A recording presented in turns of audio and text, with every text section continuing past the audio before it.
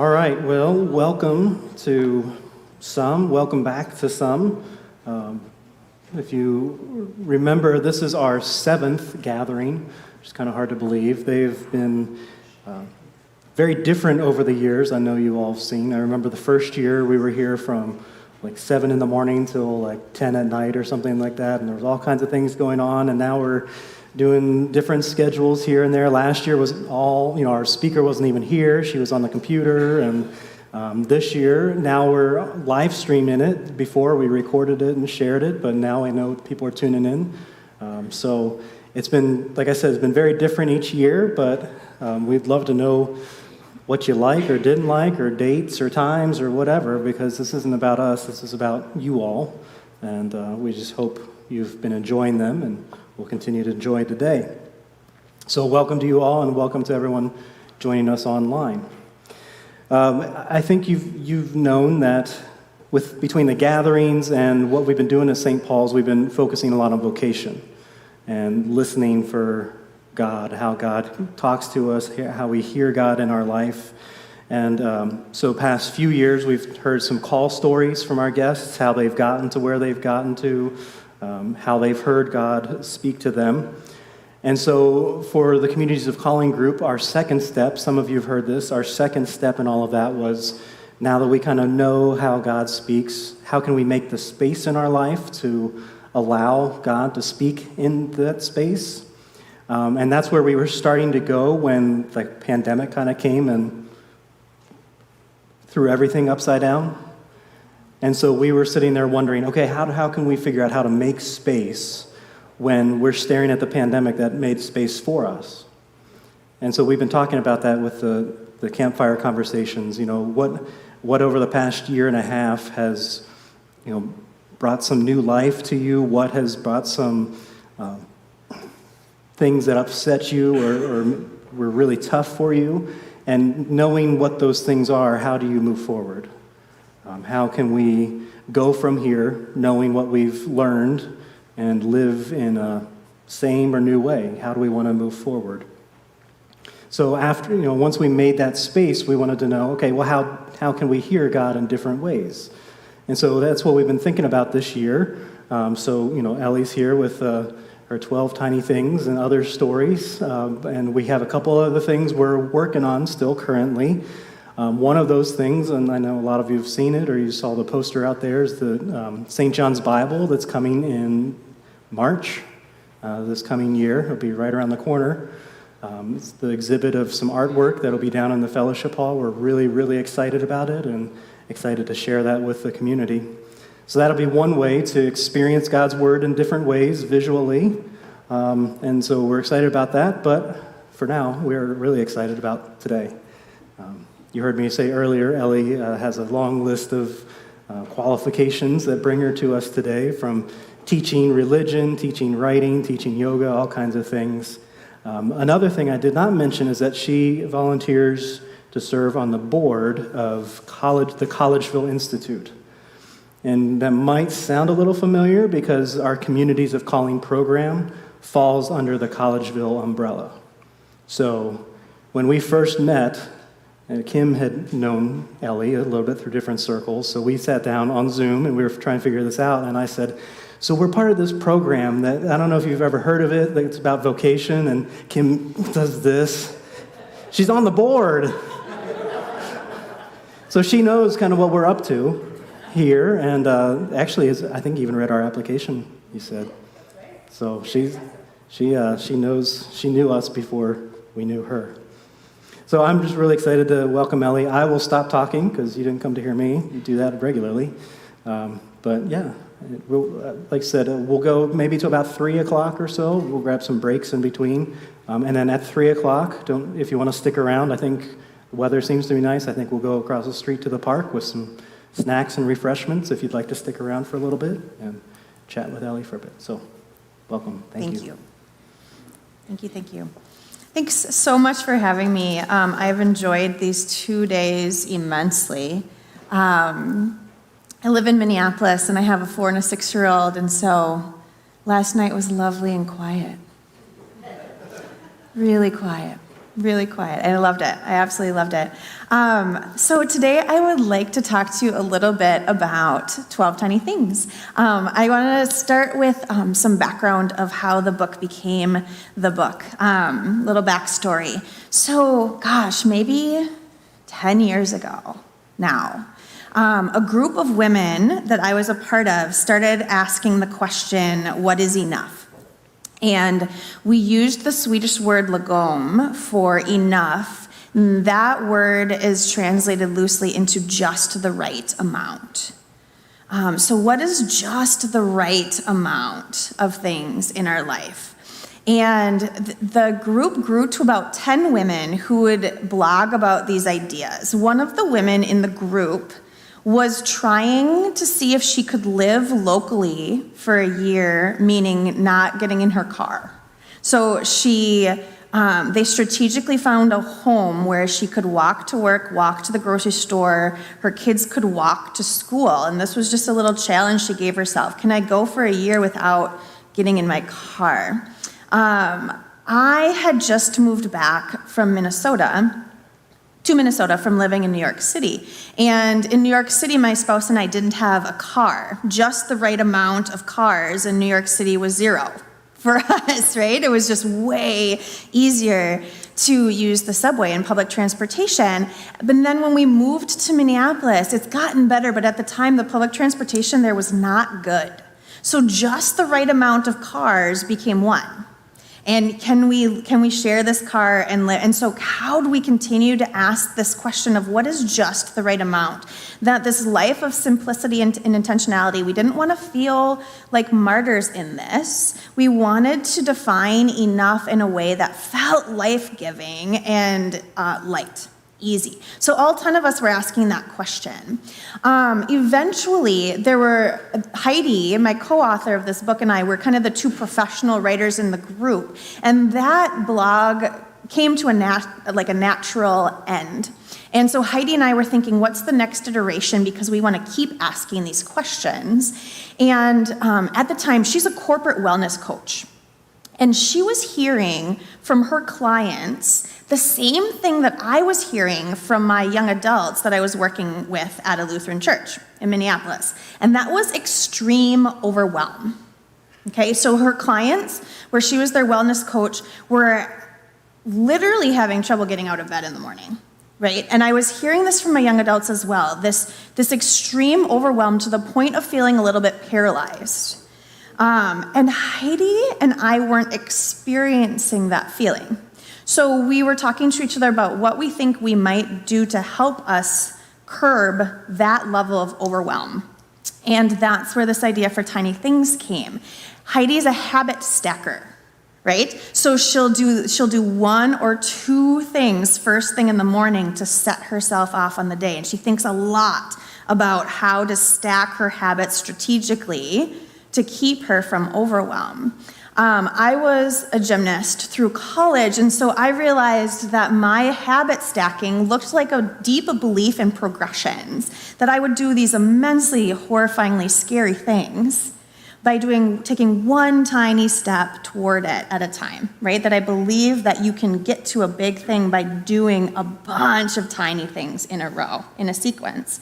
So we started talking about this idea of tiny things, and we said, well, let's just give it a shot. We had never named it before, so we started a Facebook group, and we called it 12 Tiny Things. What if we were to pick a theme once a month and focus on that theme and try to do some habit stacking, try to do some tiny progressions, and it blew up. It got global within a week, and we're like, oh, we are onto something.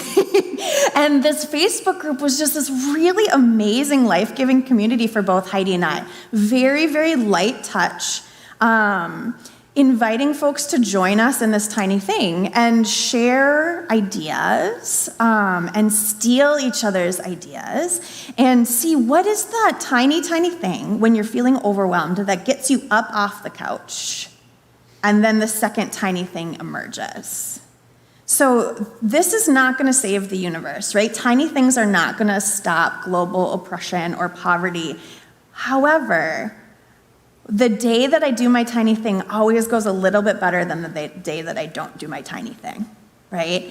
And so the other nice thing about the tiny things we realized as we were practicing it is that if you put it down, it's very easy to pick back up. So here I am facilitating a global group of people who are doing tiny things, and I can hide behind that role of facilitator, right? And be like, well, I help run this group. I don't need to do my tiny thing.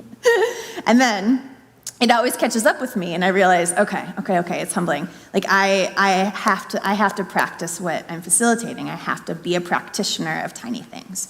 So this book is a snapshot of this very organic, alive group of people who practice tiny things together. There are 12 chapters, 12 themes, 12 tiny things, then with an appendix of tiny things at the end if you don't like ours. And it's an invitation to go small and realize that little things are big things.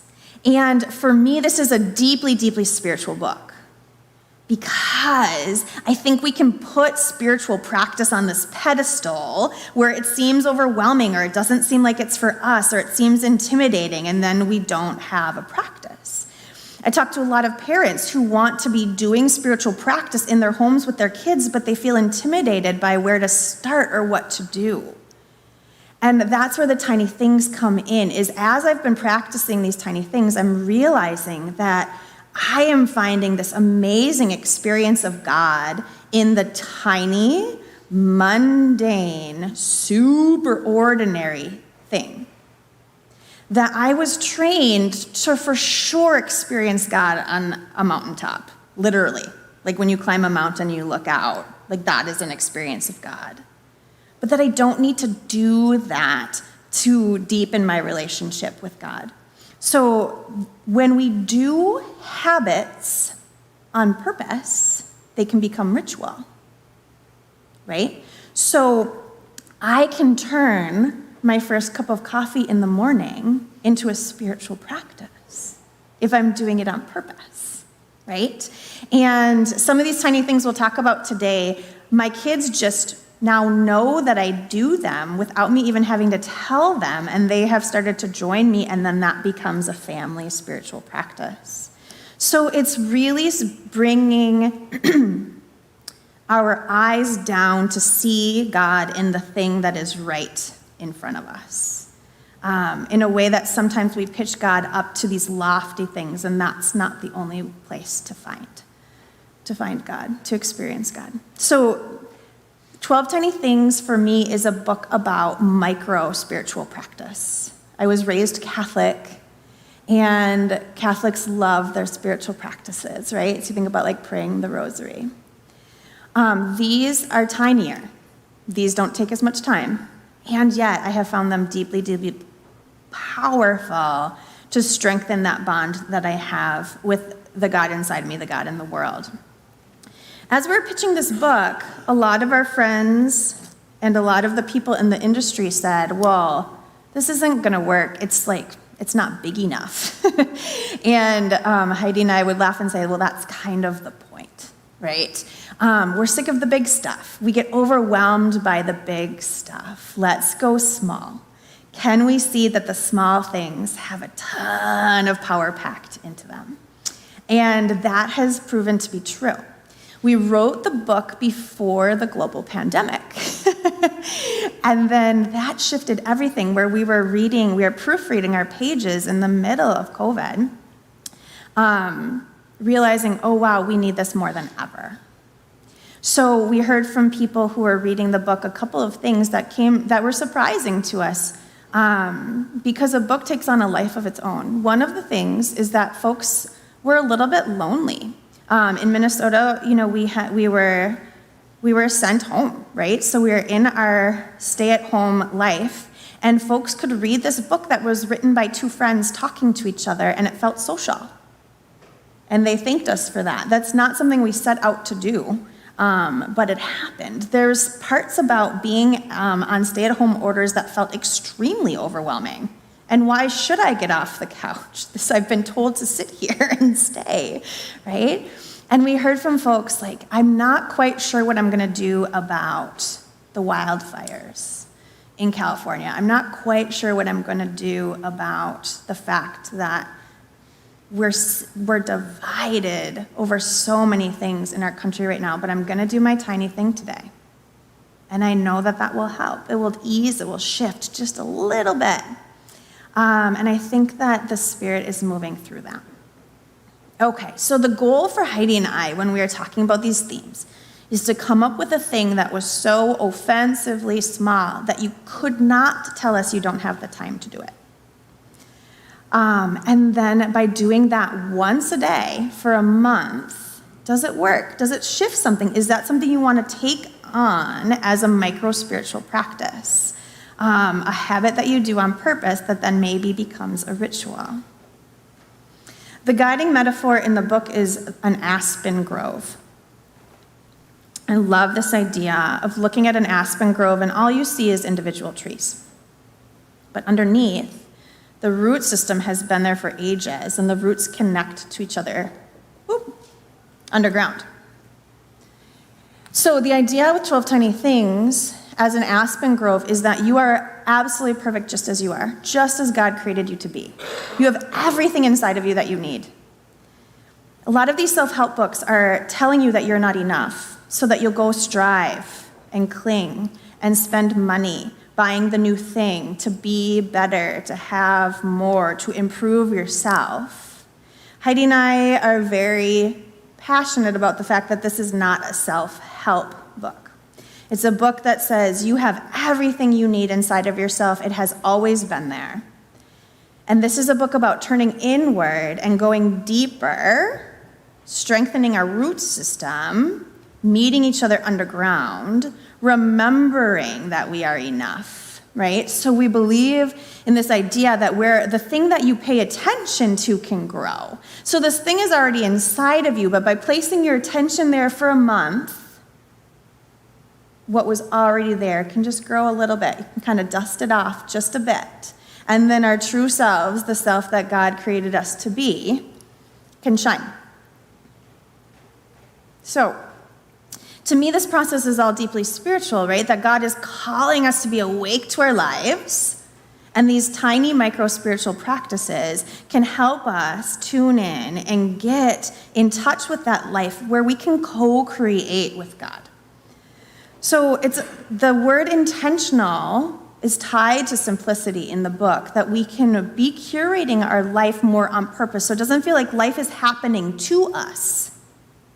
But we're moving slowly enough that we're making decisions with God to build this life that God wants us to co-create, where we are our best selves. And sometimes in trying to do everything, I do nothing, right? That's what my overwhelm feels like. I try to do everything, and in that trying to do everything, I can't, so then I give up and I do nothing.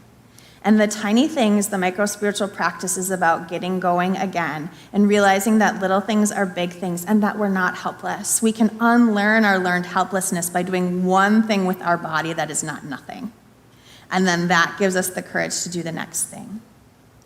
So one thing we realized in writing this book and talking to people is how many folks go to sleep with their cell phones on their nightstand.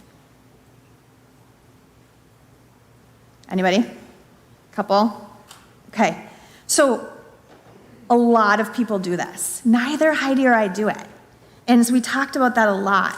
Because we heard that when people were overwhelmed, so many of our clients would say that they would take their phone as their alarm clock, turn off their alarm clock, and see everything that's happening in the world before they even get out of bed, right? They would see the next wildfire is happening in California. They would see that the next person died. They would see the war statistics, how many refugees are and of course we can't get out of bed, right? So this is also about remembering we can't do everything. God is God and we are not. But we can do tiny things, and those tiny things can be immensely powerful with God's love. Okay, so one of the things that I've noticed about myself in practicing these 12 tiny things, we were talking about this last night, is that I think my problems are so big and dramatic. Do you know what I'm saying? Have you ever gotten there where like the world is so broken and my stress is so big and I can't see a way out, that I don't think there's any way that taking 10 seconds to drink a glass of water is going to shift anything. My problems are so big that I need big solutions, and until you show me a big solution, I'm just going to wallow in my misery. And so the tiny things practice, again, it's not going to save the world, and it's this humble reminder that these little tiny practices can shift enough so that I take the second step, that I stay awake to my life, that I build a life of intention, and that I can double down on simplicity. So, let's get going. My plan here today is just to talk about a couple of the 12 themes, throw around some ideas collectively of some tiny things that might become micro-spiritual practice. The last thing I'll say before I jump into that is I love that this congregation is talking about vocation. The way that I think about this book is a book about holistic vocation. So often we talk about vocation just tied to the work that we get paid to do. There's only one chapter out of the 12 that's on work. And I think that that's a ratio that I feel really comfortable with. That we are a bunch of things. And that the thing that we get paid to do might be a part of who we are and a part of what matters in our lives. But the other 11 months out of the year, we get to think about other themes and wake other parts of ourselves back up again and brush them off and shine. Okay. So the question is, in a world that's telling you to do more and buy more and consume more, how is God calling us to dwell in the bliss of contentment and in the roots of enough? So with me, please, I'd like you just to shut down your eyes. Maybe take a couple of shoulder rolls or a slow neck roll. Remember that we have a body that God created with love.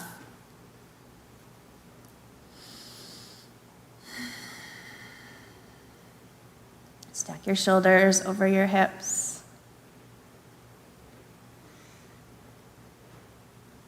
And notice that you're breathing. You don't have to alter your breath at all, just notice.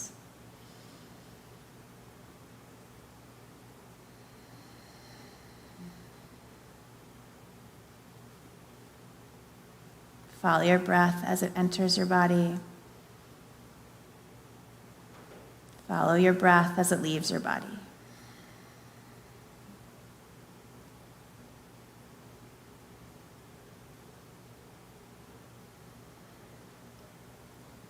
Allow your breath to invite you deeper into your body, into the present moment as it arrives.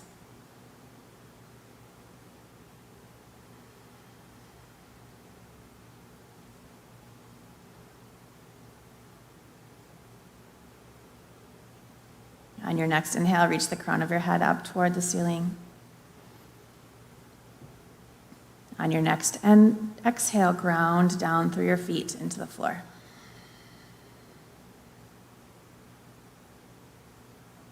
Follow that loop of reaching and grounding.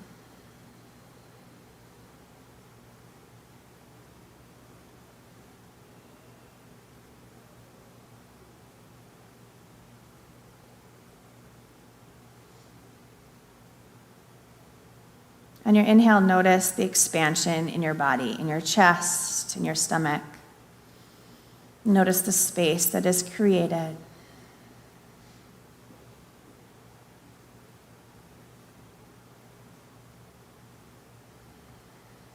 On your next inhale, fill your lungs all the way up. Exhale slowly. And when you reach the bottom of your exhale, come on back to the room.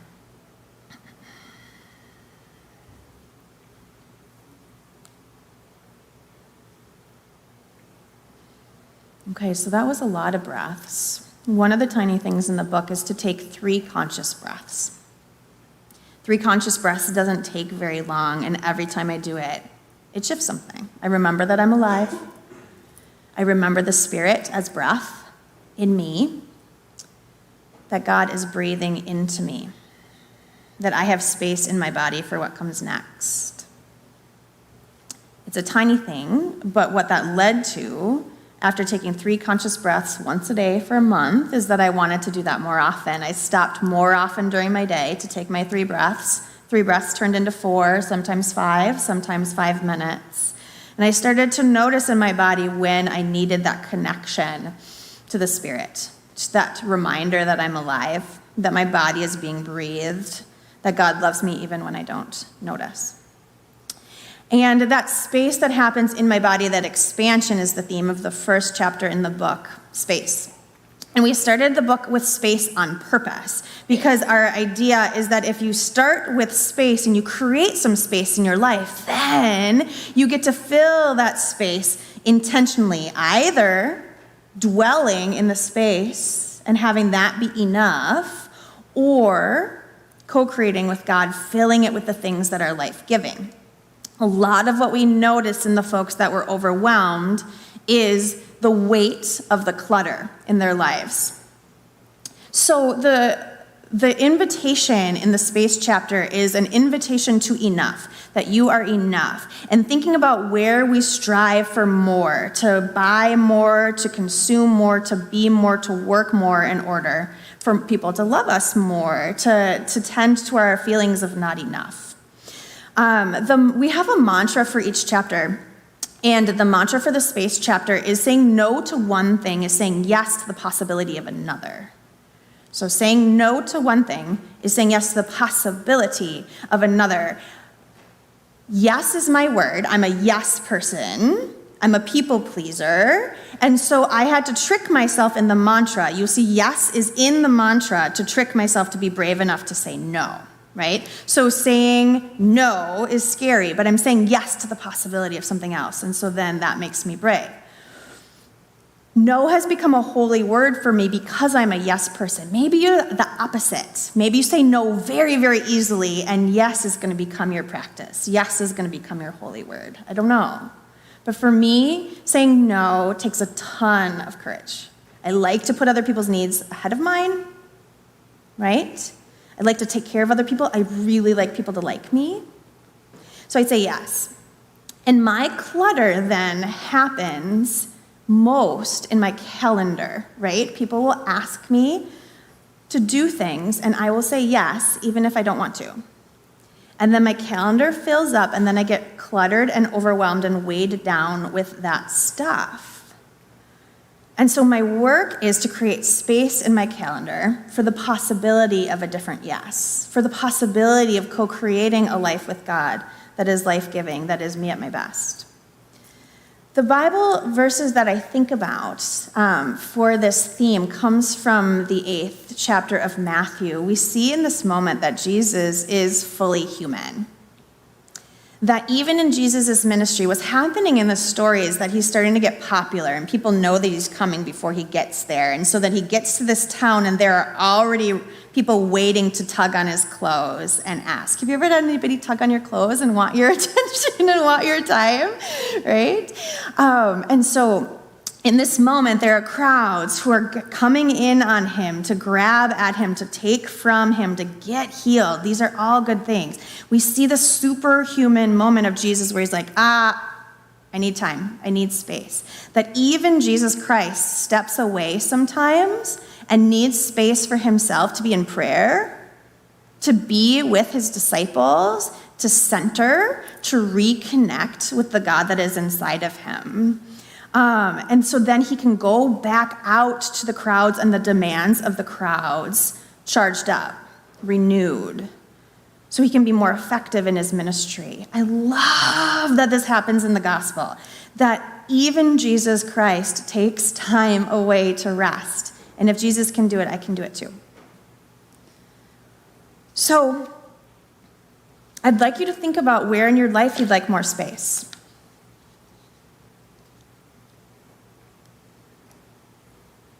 Where are you sensing some clutter that might be leading to overwhelm?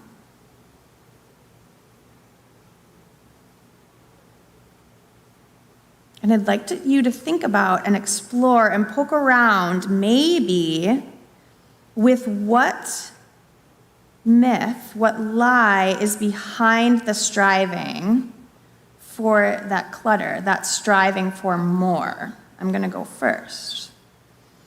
So I said, my work is the clutter in my calendar.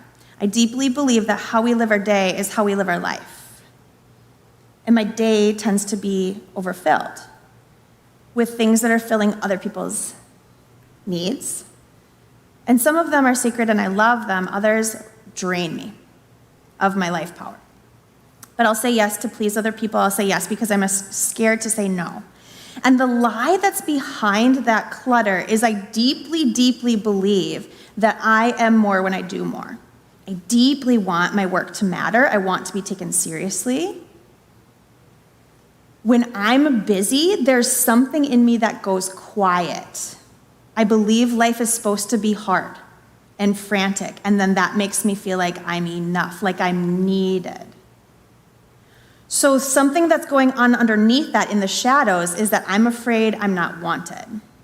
Okay, and that comes from my childhood. And in my fear of not being wanted, I'm going to make sure you need me. Because if you need me, you won't ask if you want me. I just get to be there. So I overfill my calendar to make sure I am the most competent one in the room, that you need me there, because then the scary stuff goes quiet. But what ends up happening is I burn out. I get tired. I'm human, right? So my clutter in the calendar, I have to create space. I have to be brave enough to get a chunk on my calendar that is not filled, that nobody gets to touch. And in that space, I have to sit in that stillness, and in that quiet is when God reminds me I am not what I do. God doesn't love me more when I do more. These are scary things to say. That I am enough in my sitting still.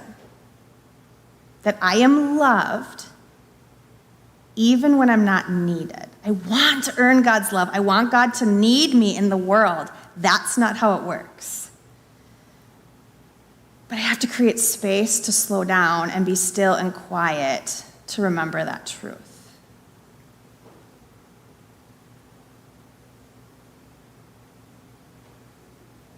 Okay. I believe I am what I do. I believe that I'm more when I do more. That's a lie. It is a spiritual matter for me to let go of that and to dwell in my enoughness in the space of not doing. Now, other people I've talked to say they want more space in their garage. They want more space in their junk drawer. They want more space in their digital files. They want more space in their closet. There are no wrong answers. Would anybody be brave enough to offer a place in your life that you would maybe benefit from having a little bit more space?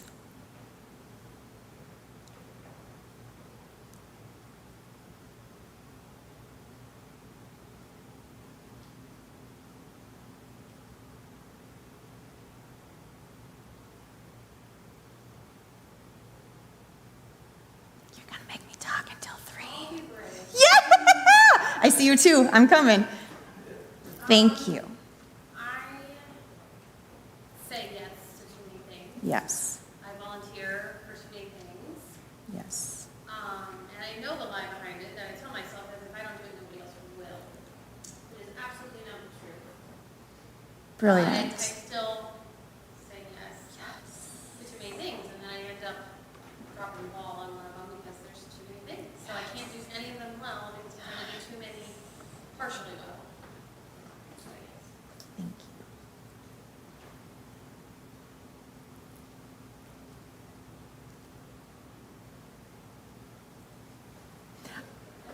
you. No, I'll repeat. That was brilliant. You're preaching it, okay? And I know there's other people in the room who feel this way. She said that she volunteers for too many things, and the lie that she believes is if she doesn't do it, no one else will. Right? I know that I have met you all. I know there's other super volunteers in the room, yeah? Anybody admit? Super volunteer? Yes? Okay. I know! This is a whole community full of super volunteers, right? What a profound articulation of that lie. Because then you're indisposable if you're the only one who's going to do it, right? The whole community will fall apart if you go away and take a rest, right? But then we lead to overwhelm, burnout, feeling like you're never doing anything well because you're doing too many things. Yeah.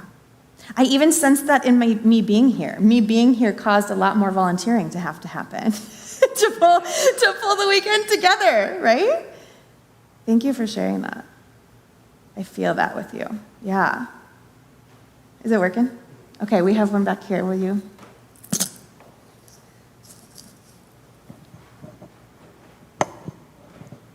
Well, Anne said everything I was really going to say. Yeah.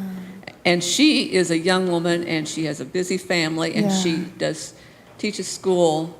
And I've been through all that. And I said yes, yes, yes, all the time for this very same reason, that if I don't say yes, then it won't get done. Yeah. So I'm retired. Been retired for 4 years. And I'm right back in the same cycle that I was before. Thank you so much for sharing that. Anybody else know folks who get more busy after they retire?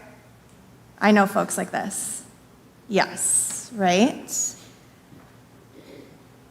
That's profound. Thank you.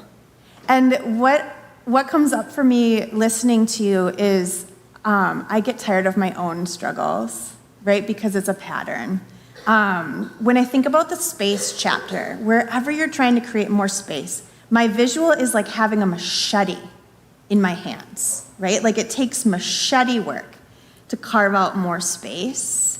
And that's where no becomes a holy word, right? Because it's like there's gonna always be this onslaught of people wanting you. If you say yes, they'll keep asking and you'll keep saying yes, right? And this image of Jesus is super helpful for me, this onslaught of people who desperately need his help. And if he can't do it, really, honestly, nobody can, right?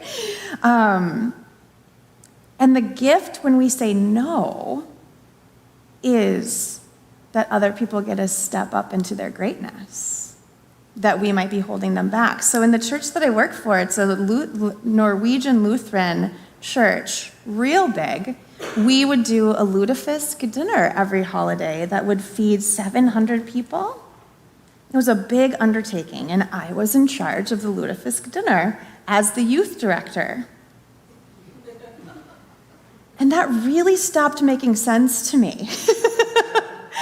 And as I'm running around ordering herring and lutefisk and making lefse, and the youth aren't getting my time.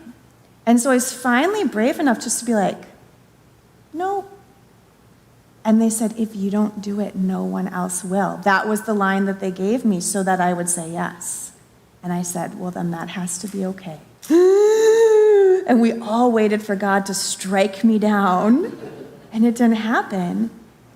And this amazing young adult who did not have little children and who didn't work at the church and happened to have some extra time and was super Norwegian and was really excited, said, I'll do it.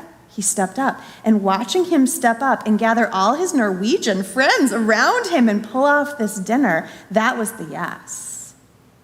That was the yes. He was happy. I was so happy, right?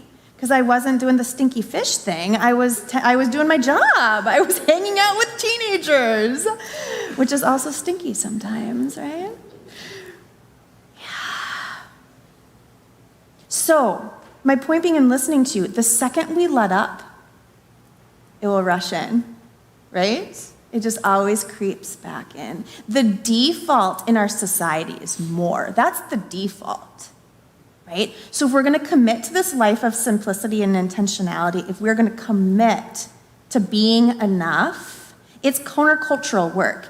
It's swimming upstream work. It's actively doing this to be able to dwell in the enough the more is going to keep coming in. And so that's why it's a daily practice, right?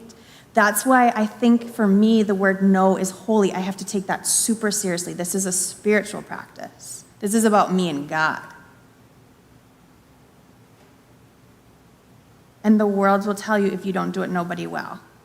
That's manipulative, right? And it works, and it's our courage that has to be the one that says no.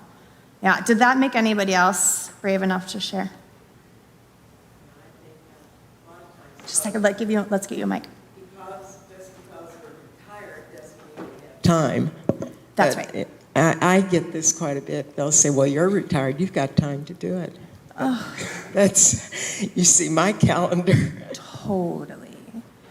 Okay, so this is one thing I always talk to the youth about. Like when you're in high school and you get asked the question, where are you going to go to college? And it gets to be a really boring question, right? Where are you going to go to college? Where are you going to go to college? Where are you going to college? And I tell these teenagers, you got to be careful of the boring questions because it never ends.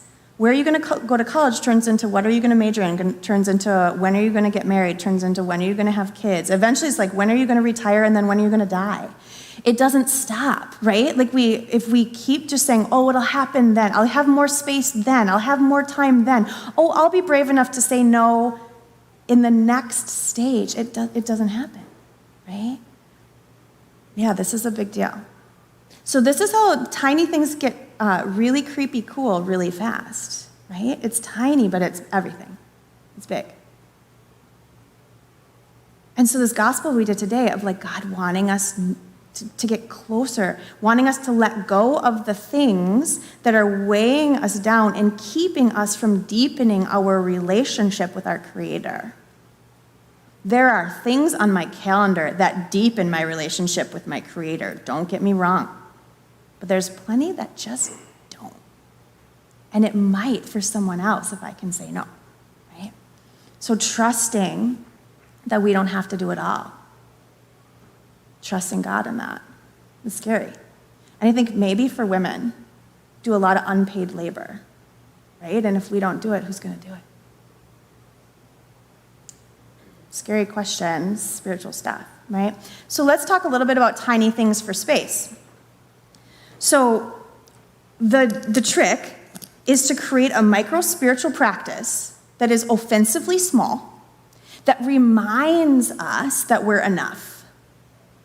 That can just be a little quick tap by God during the day to be like, no, you can say no. Or wherever you're trying to create space, right? Whatever that thing is for you. My favorite tiny thing is my tiny thing for the space chapter because I think what we do first matters, right? My tiny thing for the space chapter is once a day to go outside and look all the way up at the sky. That takes about 10 seconds. And every single time that I do it, it changes something in me. During the global pandemic, when I was at stay-at-home orders, it guaranteed that I was outside, and that was actually a big deal. That once a day, I had to walk outside, feel the weather, and look up at the sky, okay? Looking all the way up at the sky, every time I do it, it's always beautiful, no matter what. It reminds me how big and vast the universe is and how small I am. It positions me and gently reminds me God is God and I am not. I can't do it all. I'm not supposed to do it all. And it reminds me how much space there is and how good it feels to dwell in that space if I'm brave enough. It's a tiny thing. And then when I go back after those 10 seconds to the next thing, something tiny has shifted in me that has made me connected to my roots, connected to my Creator God, ready to make the next decision a little bit smarter, a little bit less clingy, a little bit less driven to these lies that we're fed, right? So that's my tiny thing for space because it reminds me of the goodness of space as it is. And there's something about the vastness of the universe and the smallness of me that reminds me that I'm enough. That the weight of the world lifts and something shifts in my body. Try it. Anytime you look up, For me, my face relaxes. It's like it melts open. My shoulders come down naturally. I involuntarily take a deep breath. And it's been scientifically proven when you slow your breath, your thoughts slow down automatically, just a little, right? I feel space in my body. It's not much, but it's enough. Okay. There's other things in the book like donating 10 things that don't give you joy, right? There's a connection that's drawn between clutter and depression. It's even higher in women than it is in men. So I take the clutter of stuff really seriously as well. Going through my house, and my kids and my spouse know this about me. They say, Mama's in a mood. And I'll go through the stuff that we're not using, that's not giving us life, and I will give it to people who will use it. My favorite thing is the kid gear of like, this is the perfect toy for a 2-year-old, and I don't have 2-year-olds. What 2-year-old do I love who's going to use this every single day, right? Letting go, not clinging to our stuff. So it can be as simple as that, as donating 10 things that you're not using all the time because we have a relationship to our stuff. I block off time in my schedule, and I label it nothing. And then if somebody asks me, are you free on Tuesday at 4, I can say, no, I'm not.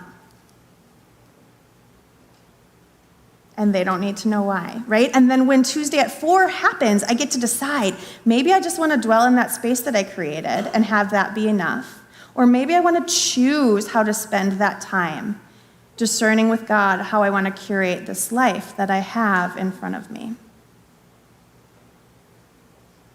I have a friend who calls it nothing days, and she'll wake up with her kids and they'll just declare it a nothing day, and they'll stay in their pajamas and play board games and read books and not go anywhere. And the kids have learned to love nothing days. And she has added in the spiritual language of Sabbath, that resting is not quitting. Resting is a commandment that God has given us, right? And then I have a super crazy friend who does nothing months. And in the month of November, besides things that they have to do, they don't accept calendar invites. And their family does more hanging out, doing nothing together. And that has strengthened their family unit. So there's a lot of ideas in this chapter. And the task is for you to think, what does this mean for me? Where am I feeling cluttered? Where would I like a little bit more space? What can I say no to in that regard to be able to say yes to the possibility of something else? Okay. Ready for the next one? Let's shake it out a little bit, okay? You're stuck with me for 2 more hours. We'll take a longer break after our next theme. Why don't you do a couple shoulder rolls with me? You can stand up even if you want. You could do some wrist rolls. Some neck rolls. I have to be very careful with this microphone and rolling my head out, but I can still do it a little bit. Yep, take a full breath in. Full breath out. Yeah, one more. Full breath in. Full breath out. Okay. All right. Work. Let's talk about it. All right. Work. We have a kind of a work-obsessed culture, I would argue. It is a very middle-class question, I would also argue. After you meet someone, within the top 5 questions is, what do you do? And what do you do is a question that implies, like, what do you get paid to do, right? And I'm very, very aware of this because it's been a while now that I've had a super annoying answer to that question. I will argue that our society values specialists. When you get asked the question, what is it that you do? Meaning, what do you get paid to do for your work? Which has all sorts of things we could unpack. One quick answer, like one word. There are answers to that question that are societally acceptable, right? And if it's one word that like makes everybody feel okay, it's easy.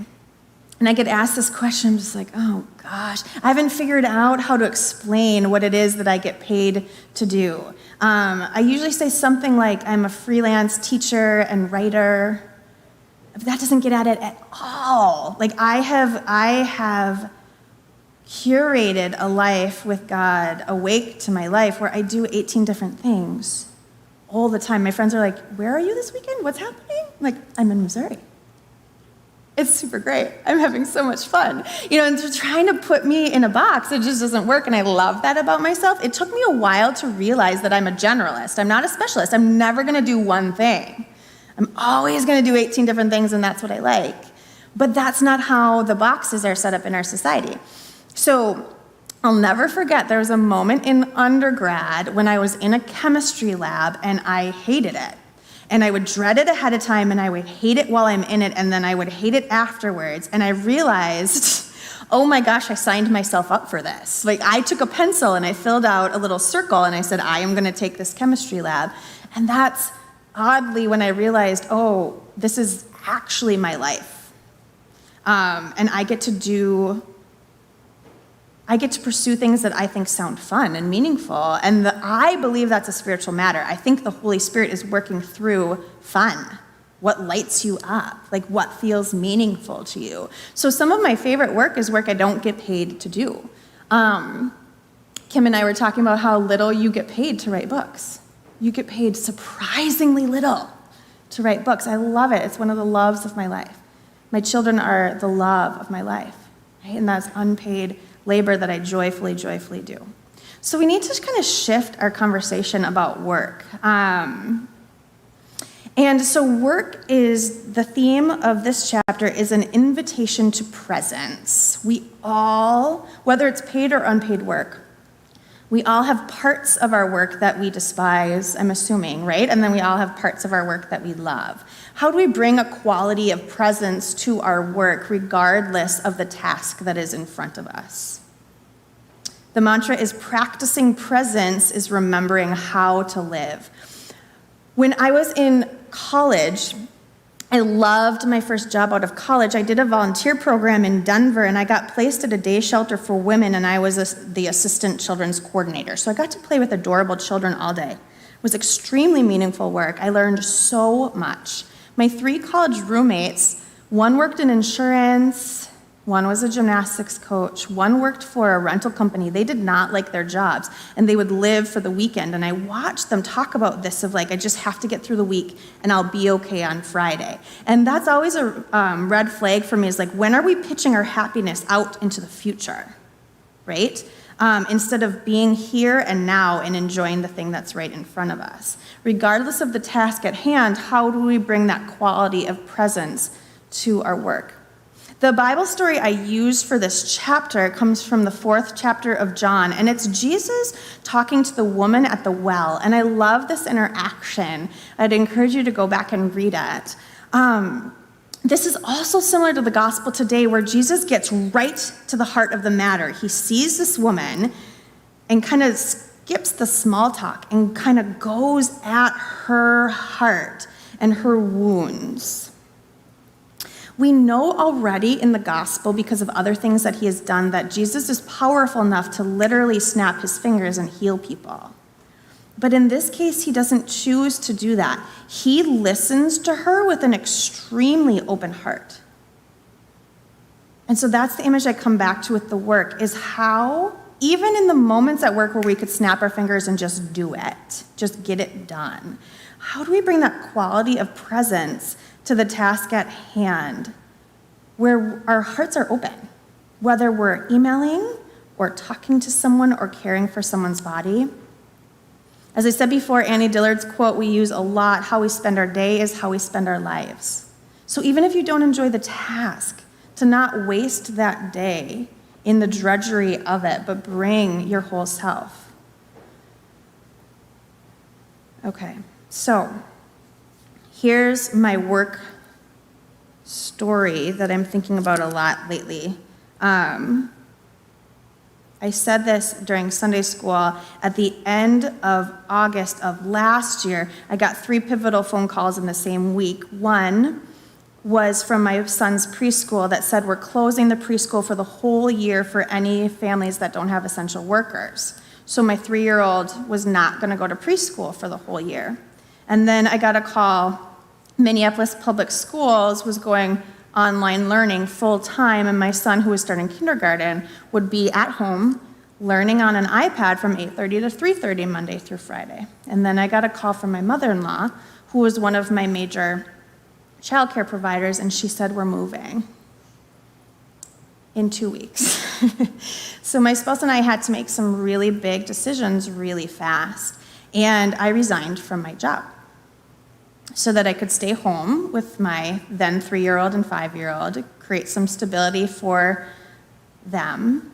And I kind of looked around like, who am I now? Am I a stay-at-home mom? Do I like this? Is this my work? What is my career? What am I about? Am I enough? Same themes from the space chapter, you notice, right? And I remember meeting with a really intuitive woman a couple years prior, and she said something I'll never forget. She said, you know, Ellie, you're really, really good at loving people. And she said, don't take that for granted. Like, not everybody is naturally good at loving people. You love your teenagers, you love your found family, you love your siblings. Like, that's your full-time job. And so when I resigned from my job and I was kind of living in this shadow of doubt, wondering what my new identity was and if I was enough, I remembered, like, oh, I'm good at loving people, and that's my full-time job. And that little thing shifted everything, where my little generalist life, where I do 18 different things a day, love is the through line. Like, sometimes I love by how I parent, and sometimes I love by how I write, and sometimes I love by how I teach, and show up to myself, and show up to my spouse, and on and on and on. But if I define my job as love, then I show up to all of those tasks differently.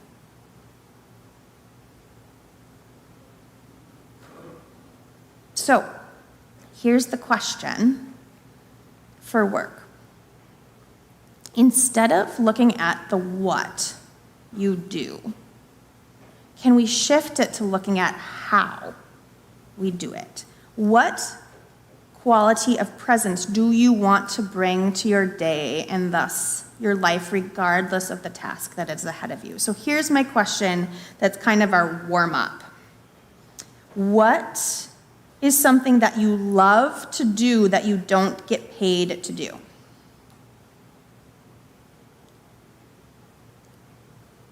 That's not a scary question, right? Read. Me too. Can I get a couple more? What's something you love to do that you don't get paid to do?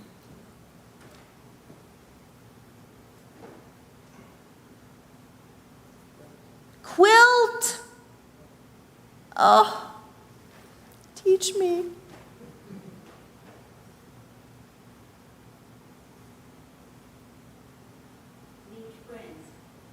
Say it again. Meet friends. Yes. Thank you. Good. One more. Fish. Oh. Yes. What do you fish for? Uh-huh. Good one. Okay, so do you all have something in mind even if you didn't share? Yes? Something you love to do that you don't get paid to do? What trait that's already always inside of you comes to the forefront when you do that activity?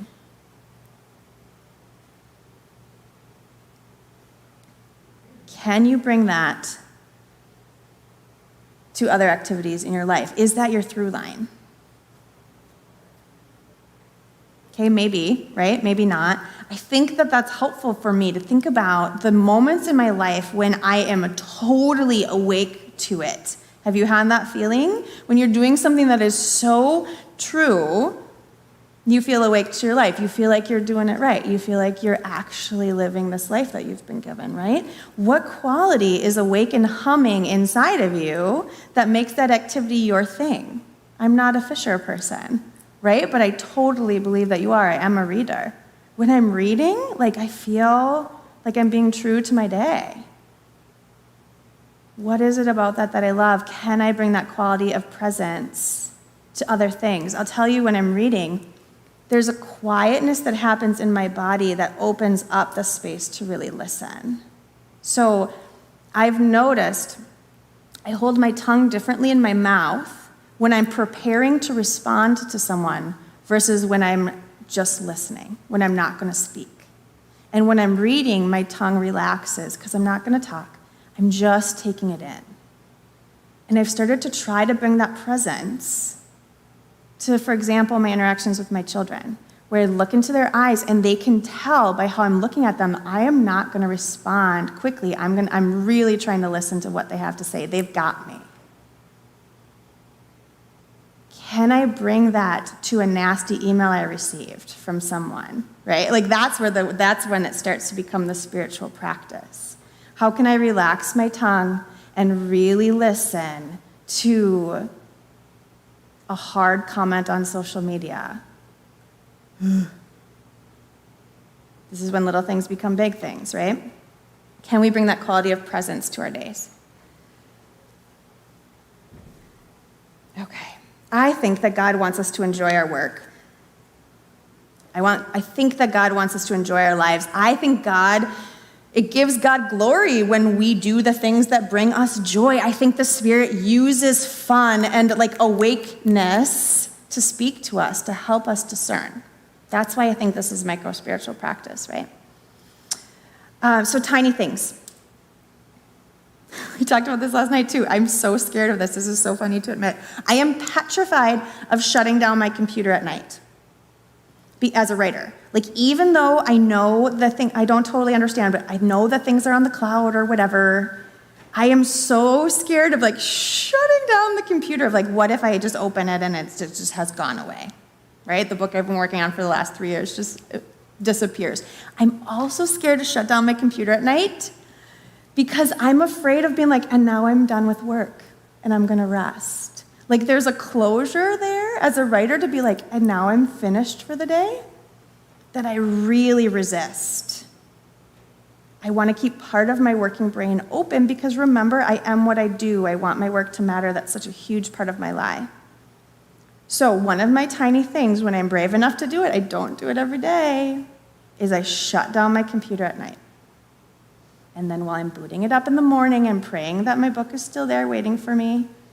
I take my conscious breaths, and I say my one-word mantra of love. My full-time job is to love.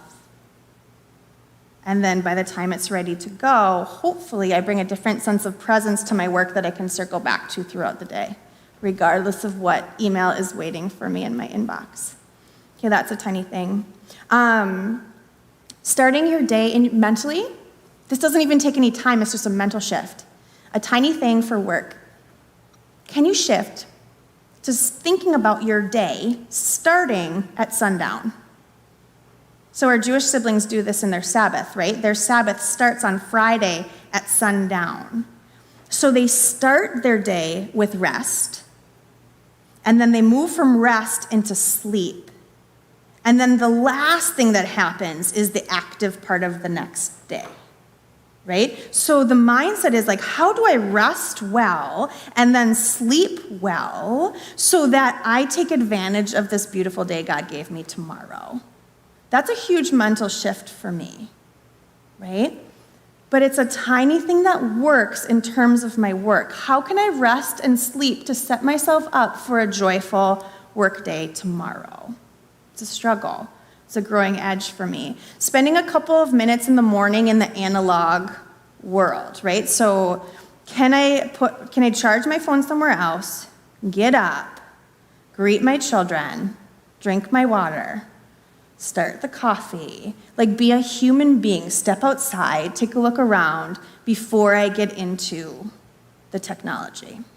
Remembering that I'm a created creature that God loves me, grounding in these four walls before I get into the internet, the interwebs. And then another suggestion we have is like, can you put something in your workspace to remind you of your how? So I change out the pictures of my children at my work desk so that my eyes stay fresh and I remember that they are part of the work of my life. My 4-year-old made things out of clay one day that he calls my remindments, which is adorable. And one of them was a piece of pizza, and that he put it on my work desk as a remindment that pizza is yummy. But he also made me a beautiful red heart as a remindment that he loves me very much. Right? So I have my remindments on my work desk to also just help me remember what really matters, and that love is my through line.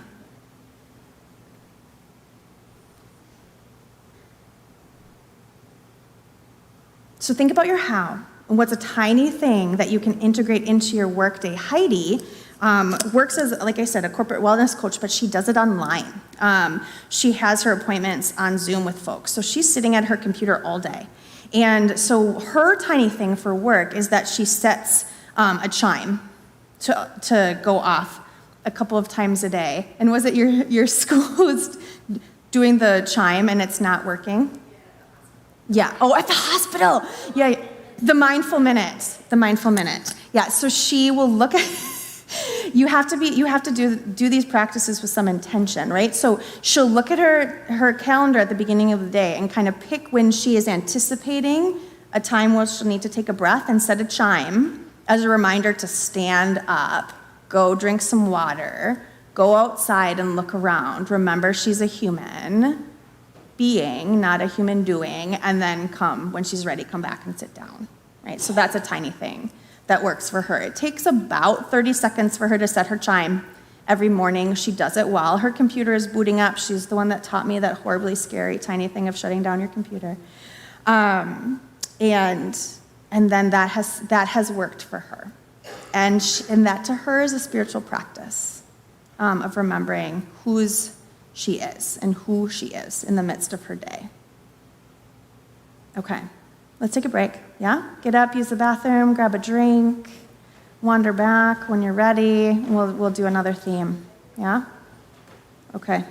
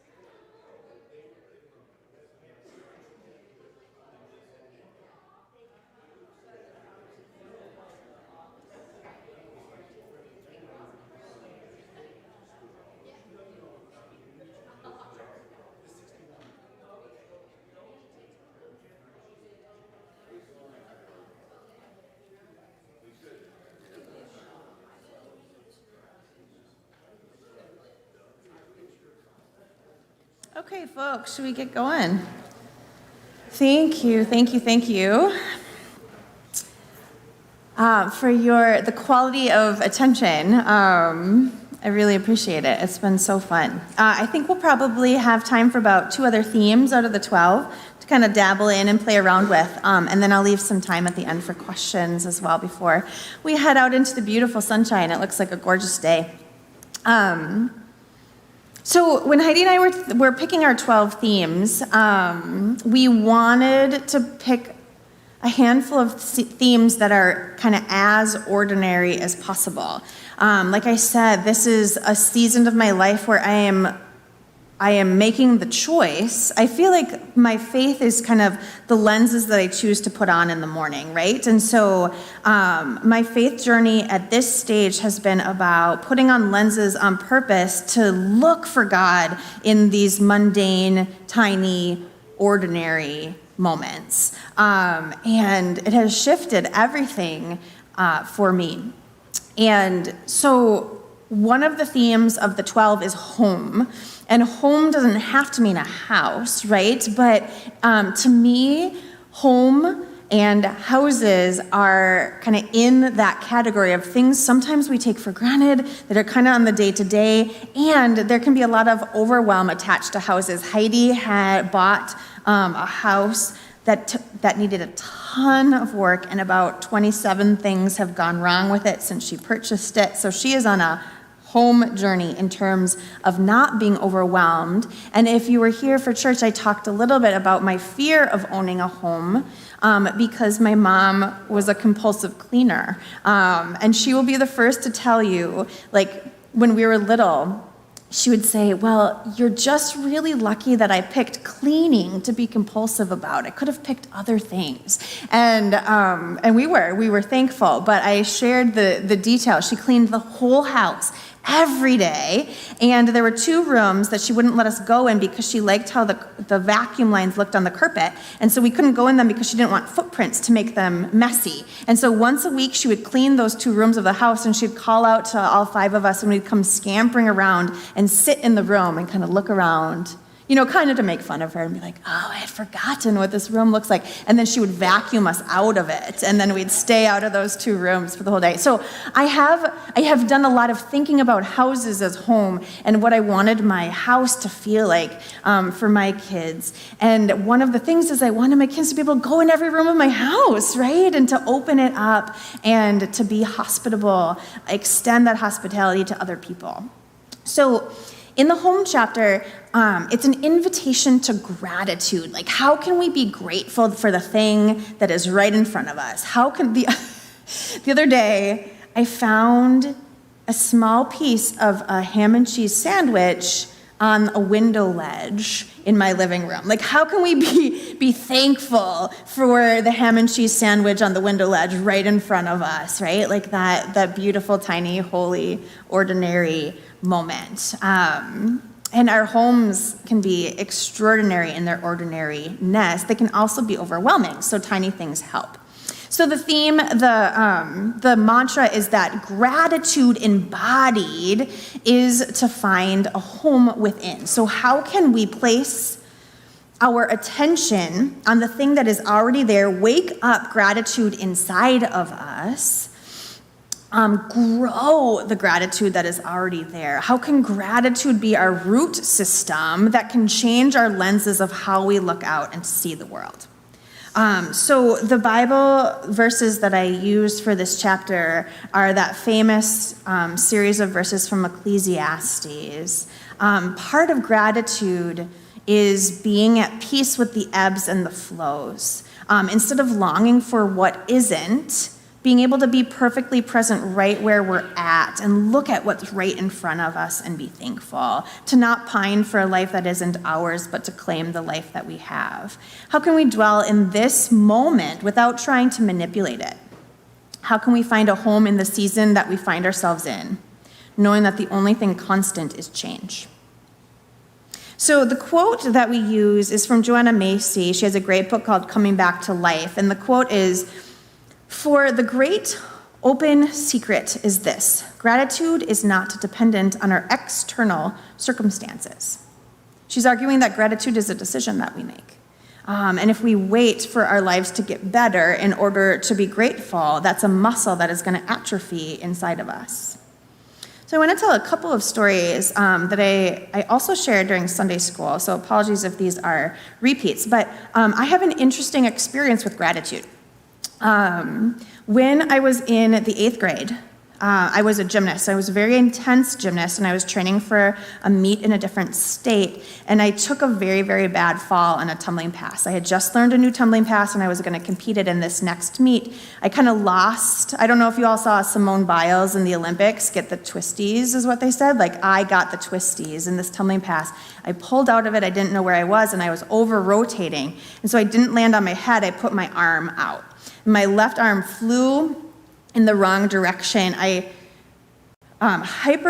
dislocated it in 2 directions. So I dislocated it horizontally and vertically, and then there was a compound fracture in the joint as well.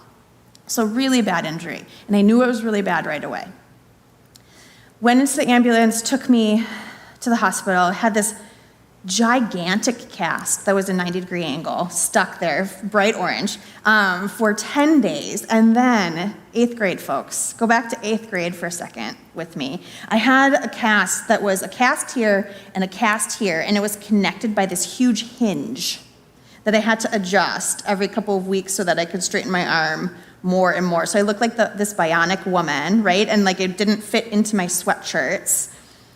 This was trying for a kid in middle school, right? And the physical therapy was horribly painful. I would go 3 days a week, and there'd be one physical therapist kind of pushing on my wrist and another one pushing on my shoulder to try to get the range of motion back in my arm. And gymnasts need straight arms. I was very, very frustrated why this was going so slowly. So I walk into my orthopedic appointment, and what had been happening is every time I went in, they'd take an x-ray, and there'd be kind of more matter, like more white matter in the joint. My joint was kind of overhealing and calcifying, and which was hindering it from straightening.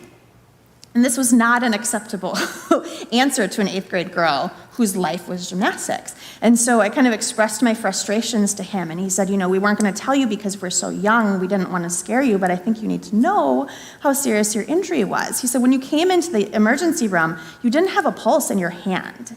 So the dislocation had cut off the blood flow to my hand, and my dad said he remembers my bicep was like bright pink, and my forearm and hand were like kind of gray and clammy. So there's no blood flow getting to my hand, and they couldn't restore that blood flow, and so they had the operating table set up for an arm amputation. And he just looked at me, this little 8th grade girl, and he's like, I'm not going to cut off her arm. So he just kind of started, jostling the joint around. He said, there's nothing medical about this. I don't know why it worked, but it worked. We got the blood flow back to your hand. And so I was at a very, very tender and formative age, 13. And I walked into the doctor's office feeling upset, frustrated, like a victim, like something had been taken away from me. I walked out of the doctor's office super, super, super grateful that I had 2 arms, because I could have had 1. And that moment completely shifted how I looked at the world. So since then, since I've been 13, I've walked through the world acutely aware that I could have had 1 arm, but instead I have 2. And that I'm grateful for my arms. And I watch other people taking their arms for granted. And I slip into that as well. So the spiritual practice for me is to remember there could have been nothing, but there's something. There could have been 1 arm, but there's 2.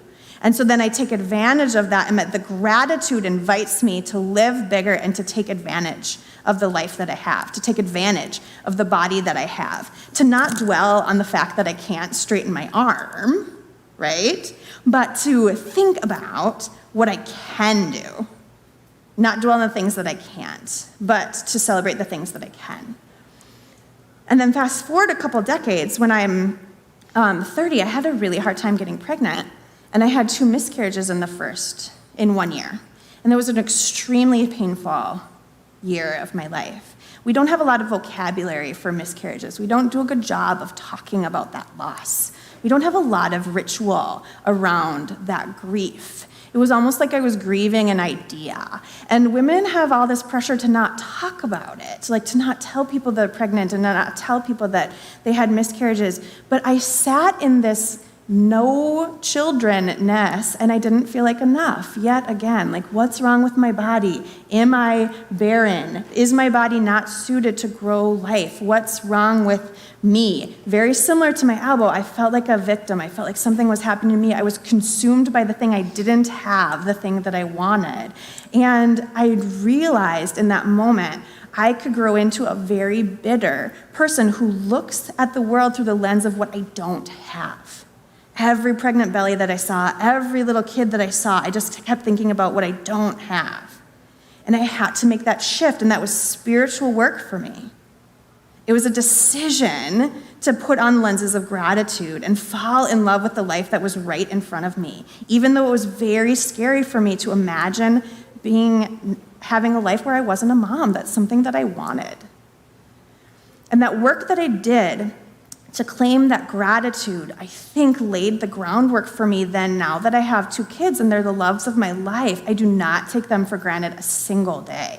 Like, I'm telling you the truth that more often than not, most days at some point I cry because they're just so beautiful, and I can't believe that I get to be their mom. I can't believe that I get to raise them, and really they're raising me, right? I mean, they're so freaking brilliant and amazing and precious. And there was something about that season of miscarriage that set me up to be in that gratitude, to bask in the joy that there could have been no children, but there are 2, and I thought that there would be more than 2. And in fact, in some ways, there's 4 still, right? But there could have been nothing, and there's something. And so there's this beautiful Jane Kenyon poem about how there could have been nothing, but there's something, and that something is good and beautiful. And that's a lens that God invites us to have when we look out into the world of what do I have? There could have been nothing. We could wake up every morning and be like, I'm alive. This is so crazy that I'm alive. It's so crazy that I get to live another day. I get to be in my body. I get to do all these amazing things. How do we keep that gratitude alive in the ordinary, mundane routine of our lives? Right? That's what this chapter is about, is how do you dust off your soul so that your eyes are fresh to what we have, all the cool stuff that we have. Okay. So, a couple of ideas that I'm playing with as they pertain to home is, how do we define a home? I said in my sermon, I define home in a couple of different ways because I was scared of having a house for so long, that I have always defined home as my body. I feel at home in my body. I do the work to inhabit my body and come back to it with my breath and feel like this is one of the places that I get to reside, right? I feel like the world that my spouse and I have created now with our 2 children is home. Wherever the 4 of us are is home. I have been able to turn my house into what feels like home. I can see the memories and the love like living in the walls of where we reside. I love this quote that I use. Let's see if I was smart enough to write it down. Yes. Home is not where you are born. Home is where all your attempts to escape cease. So I was talking to a few of you over break who heard when I said, and it resonated with you, of like how we pitch our happiness out into the future. I'll be happy when blank. I'll rest blank. I'll take a break, I'll say no, and then we throw it out there. And I think part of the work of home and gratitude is like reeling it back in and choosing to be happy now, choosing to rest now, choosing to be in my body now. So I think about this in terms of home being the present moment. Like, when do we pitch ourselves out into the future or hang out back in the past as an escape mechanism from the present? How do we reel ourselves back in to be here now? And that's where the mundane thing comes in. There are moments when I'm playing with my kids and it's boring. Can I say that out loud? Right? Like, it's boring. It's repetitive. Or like, they're super, super into the Avengers right now, and I kind of just am not. And I pretend and I try to care, but like, as much as I try, I'm just like, ugh. I'm spending a really long time talking about Iron Man, and I'm just struggling to get excited about this, right? How can I shift my lenses in that mundane, repetitive, kind of boring moment and be grateful? To not escape. That's where my brain is like, starts the next thing. Like, reel it back, be here now. And my kids can tell. They know when I'm present to them and when I've ditched. And that's, to me, a tiny spiritual practice, that every breath we have an option to opt into the life that's right in front of us and not ditch, not pitch, not put off our happiness, not put off our gratitude. So, do you sense in yourself an urge to escape your body? So one way we do this is we escape into our minds, right? We think and think and think and think and think and think. We tell a story about what's going on instead of just letting what's going on go on. We think we can think our way out of some of these problems when the healing has to kind of happen here in our bodies. We escape the present moment to either the future or the past. We escape our lives. Like I talked with my sister-in-law about how she and her husband are kind of struggling with their jobs right now, and they have not created a life where their attempts to escape cease, and their escape attempts look like vacations. They like live from vacation to vacation, right? They plan one, they know it's coming, they look forward to it, and they're not living the life right in front of them, they're just pining for the next vacation. That's an escape mechanism, and all of these things are ways that we protect our bodies. They're not inherently bad, but it's the spiritual practice to take a look at that and root around and figure out how we can be grateful for the moment we happen to find ourselves in right now. So I'd like you all to help me think about some ways to grow gratitude. Okay, I'm going to start. But you all seem like fairly grateful people. Like, this is something that has struck me about this community in my short time with you. So I'm always trying to steal other people's ideas. A really simple one that I do, which is pertaining to home, is I change out the pictures in my picture frames a lot. I used to, use pictures to decorate, and then the same picture would stay in there for like 2 years. And you stop seeing them. Do you know what I'm saying?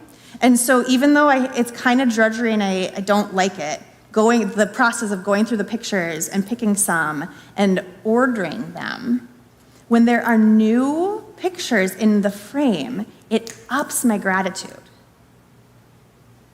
Because I remember different moments in my life or different shots of my kids, or it just like it kind of peels the dust away from my eyeballs and my gratitude wakens. So that's something I consider a spiritual practice, is changing the pictures out in my frames. When I am really down in the story of the drudgery, I pick up the gratitude journal, put it by my bedstand, either first thing in the morning or last thing at night, write 3 things that I'm grateful for. And try to keep them different every day. And if I do it at the end of the day, it's a trick to be like gathering my things throughout the day, right? Like I'm looking for them. And I really think you'll find what you're looking for. So if you're looking for things to be grateful for, you find them. And this is one of the magic of 12 Tiny Things. A lot of the folks who have been in our group for a while now say that one of the cool things is we named the theme. And sometimes your reaction is to be like, well, that's boring. Or I don't need that theme. And then just because it's the theme, you start looking for it without realizing it, and you see all these interconnected things in your life that you didn't even know was there. So what you're looking for grows, what you pay attention to grows. And so just that, it takes about 10 seconds to bullet point 3 things I'm grateful for. It shifts what I'm looking for throughout my day. Collective wisdom. How else can we grow gratitude? How can we steal each other's ideas?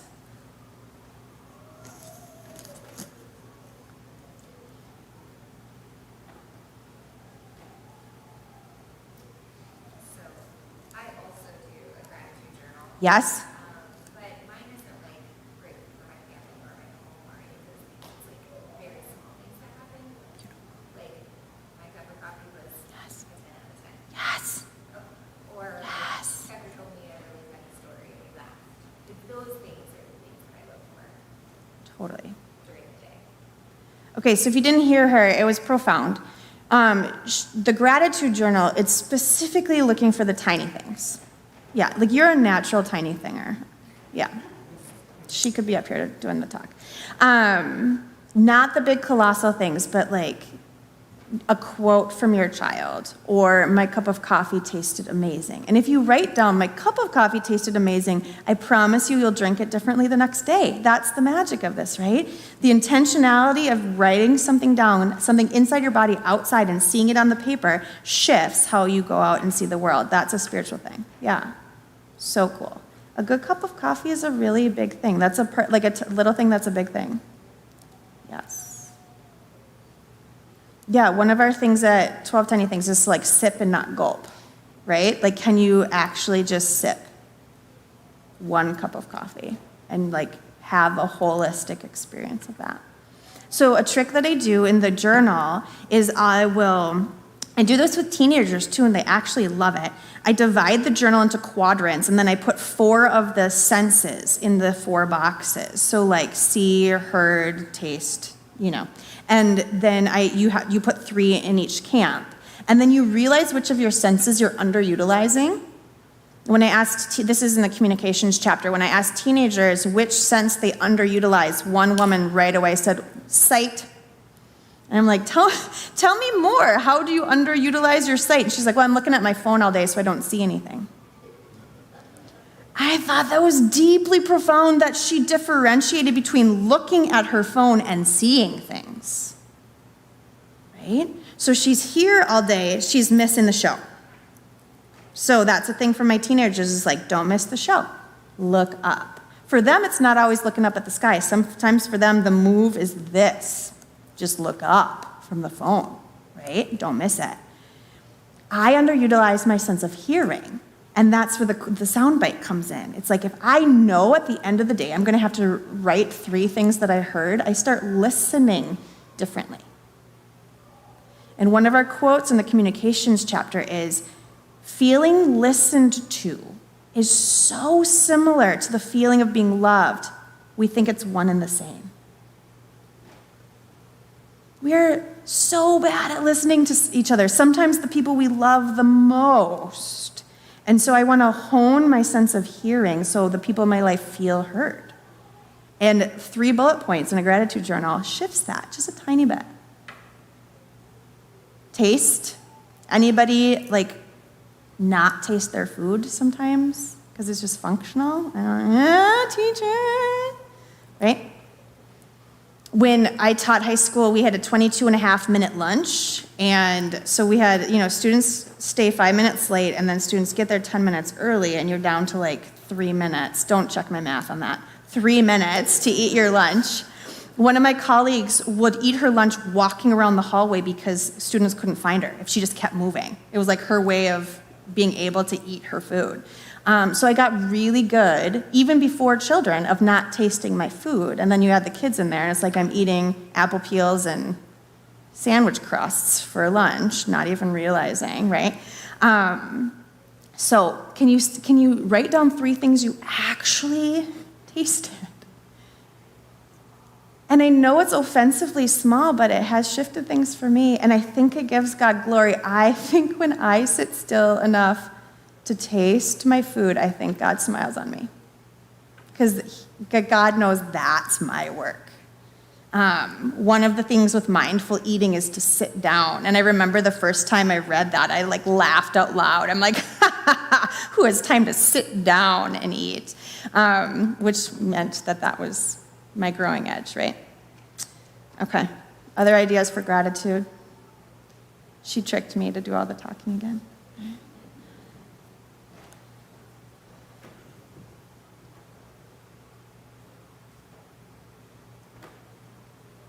Okay, you can steal another one of mine. Go. Birds on work go inside, outside, all the time. Yes. And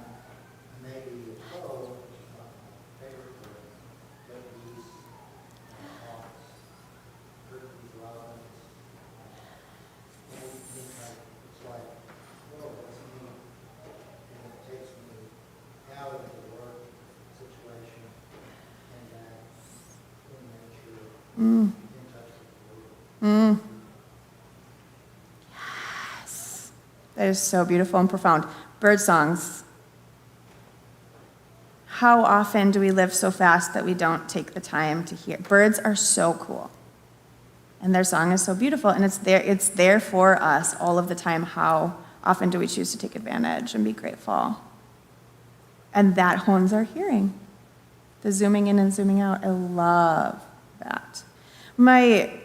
One of my children is a profound listener. When he was a baby, he used to look up. Every time a plane flew by, he could hear it outside our house and wanted to watch it go by. And he's expanded my peripheral hearing, I call it.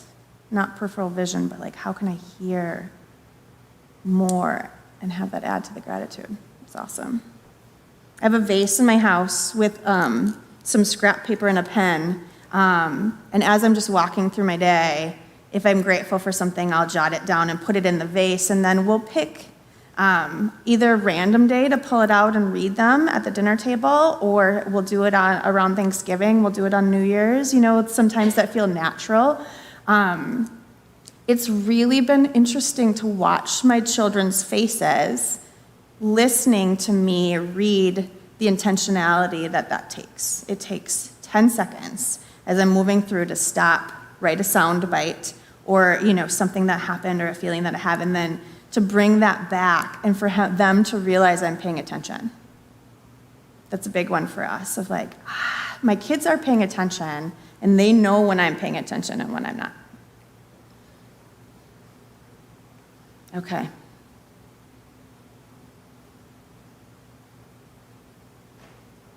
I also chose a candle. You're a candle person? Yes? Yes. I also chose a candle in my house that I have dubbed my gratitude candle. And so then this is where a habit can become a ritual if you do it on purpose. When I notice that I'm in the drudgery and I want to grow the gratitude by placing my attention there, I get the candle. And I'll put it in my workstation, or I'll put it on the dinner table, and the kids know which candle is my gratitude candle. And we don't even need to say anything. It just calmly shifts. Of like, something in me quiets,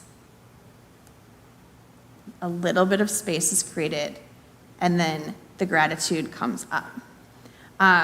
So I have different candles that mean different things that I'm trying to grow, and by taking the time, it takes 5 seconds to light a candle, it smells good, it looks good, something happens inside me too. All right, you sick of me yet? I feel like I'm doing a lot of talking. Okay, here we go.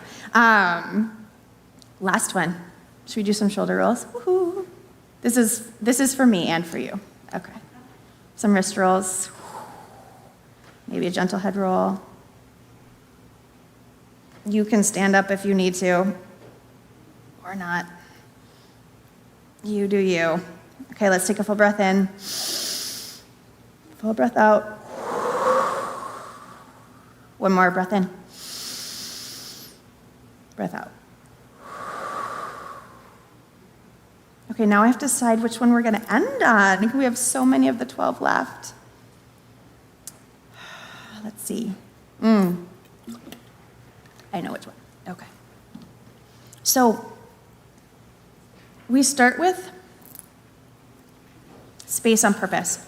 We end with community on purpose. Heidi and I also are really, really clear that we don't want 12 tiny things to feel like an individual movement.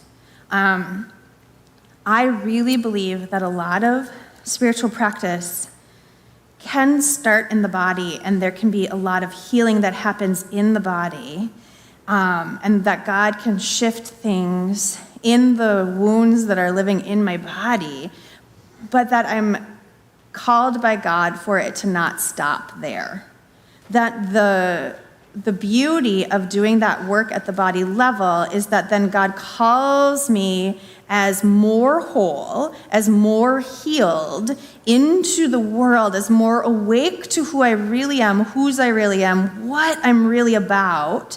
And then I love better. I listen better. I advocate better. I have more space. I connect deeper. I communicate more clearly. I can be a different type of community member. So in placing the community chapter last, it's a sending out that happens in our worship every Sunday as well. We start with confession on purpose. We come to Eucharist with open hands, saying, here I am, take me or leave me. We get blessed. And then God doesn't end there. God sends us out into the world then, so healed, so whole, so awake to our lives that hopefully other people will get curious about what we got going on and kind of want to rub elbows safely, COVID style, with us. You know what I'm saying? Okay, so we're ending the community chapter on purpose as a reminder that tiny things can often look individual, but it doesn't stop there. There's an invitation out. So the community chapter is an invitation to vulnerability. And the mantra is that in vulnerability, we find community. Okay, and the Bible verse I use for this might be a little unexpected.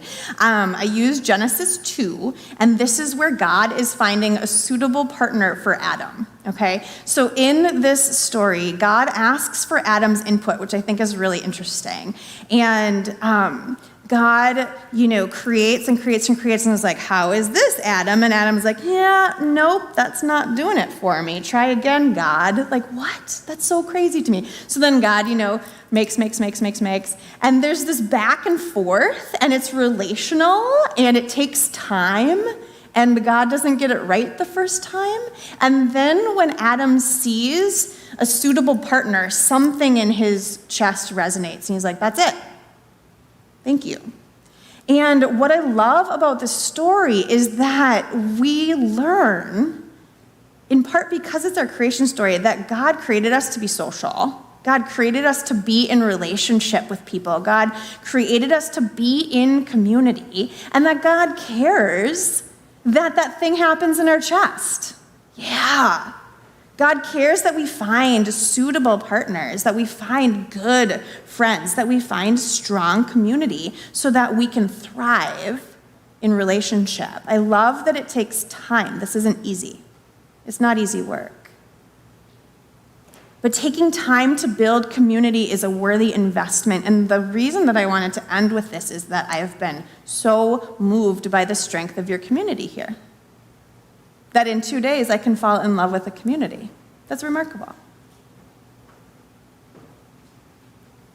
The quote we use is, our fundamental desire as human beings is to be close to others.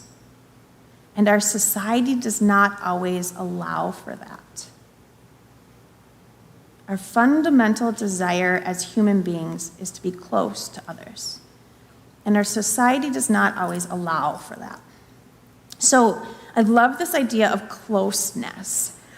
This is actually an article that this woman wrote about how hard it is to come back from war. That in war, there are people in community, and the context is very intense. You sleep together, you eat together, you look out for each other, that then transitioning back into our society that is not set up like that can be very, very difficult. And this community I have seen do a good job of that work, of taking care of each other. But there's really serious ways that our society does not set us up for success in that. And one thing I love talking about with teenagers is this idea of closeness and how they have closeness often with their families. And then as they grow, it's the work to figure out how to get closeness with people outside of your family.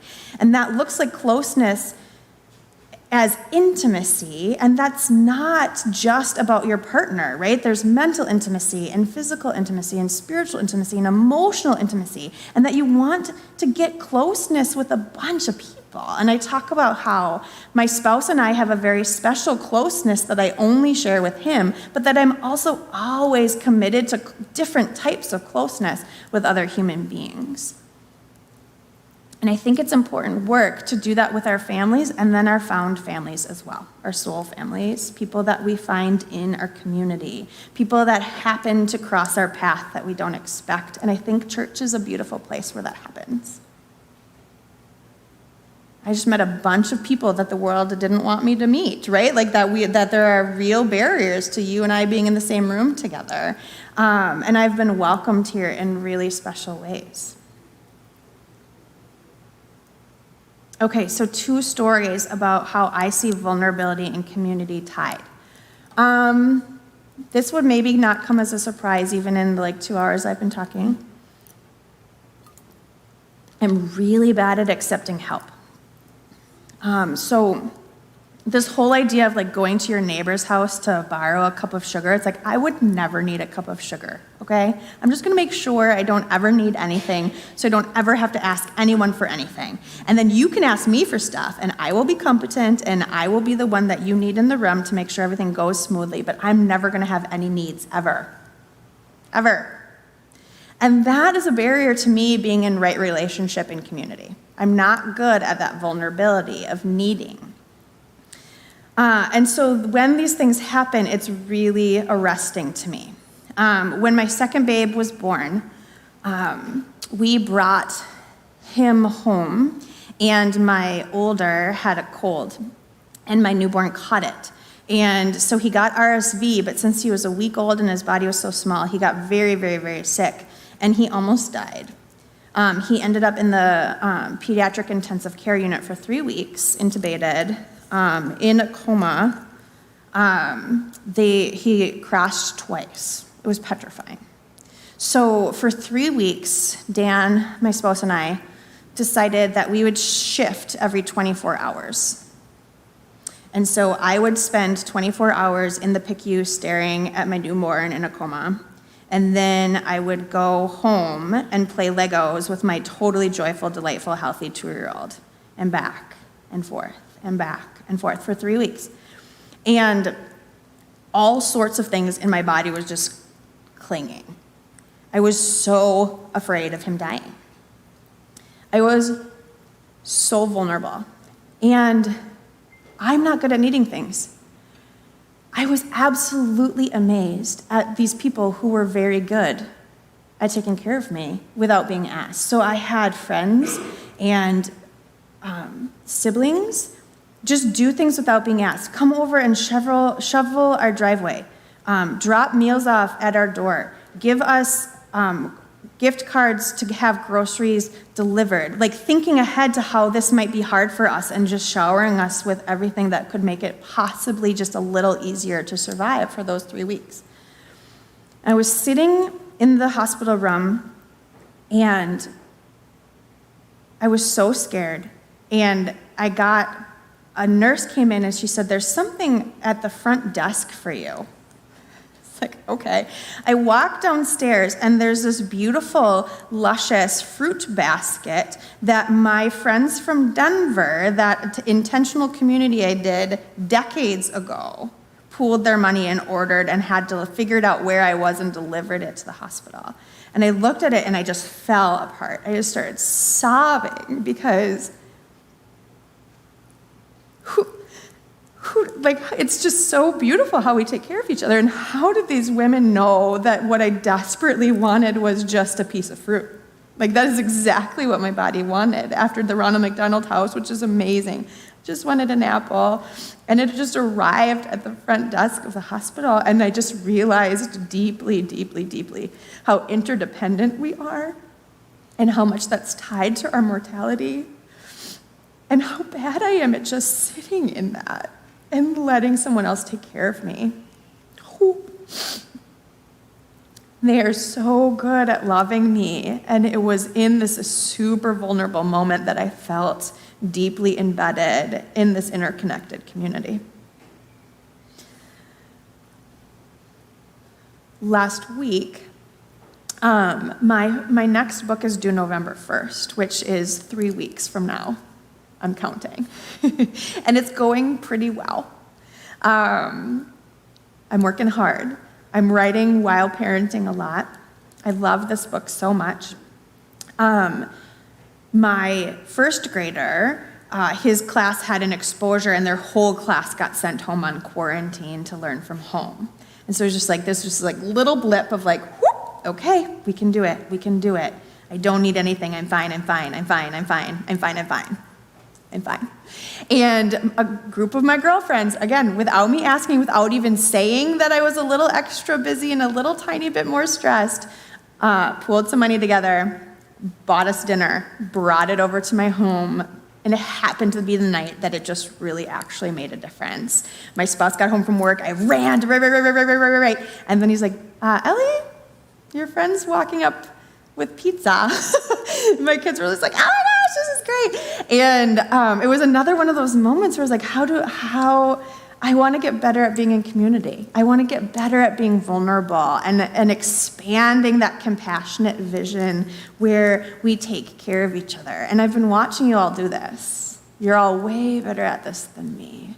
You have like a table setup committee here. Did I make that up? I mean, just like how you just come together to make things happen. Look at like how many meals do I have to look at the calendar and see how many events and how many bars I have to make. Like these are the things that matter. You've got it figured out way more than me. So the chapter book community is an invitation to think about all of the ways that we're vulnerable. And so then, yes, it's an invitation to remember that we're mortal. That people die, that actual nightmares and disasters happen, and those are the moments we can come up and hold each other. The community happens in vulnerability. And how can we make that magic continue to deepen, even not in moments of crisis, even in moments that are mundane and ordinary, in tiny ways? So just want you to think a little bit with me about when you feel vulnerable. How do you ask for help? How do you allow yourself to be part of an interconnected community?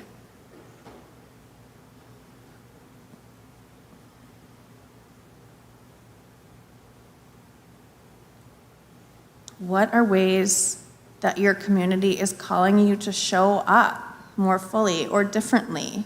And maybe that means showing up rested because you've said no to something.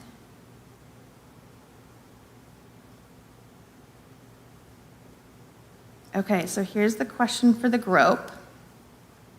I love this idea in terms of vulnerability and community, that it has something to do with belonging. And I think, again, my work with teenagers keeps this so fresh to me. Teenagers understand what it means to belong, and they have all these opportunities to belong. So the teenagers I met here belong to volleyball teams, right? Belong to baseball teams and basketball teams, belong to musical ensembles, belong to friend groups, belong to confirmation or Sunday school. There's all these ways that they just know that they belong. And then sometimes that gets harder as an adult. At least it did for me. Are any of you willing to share with a large group a place where you feel like you belong?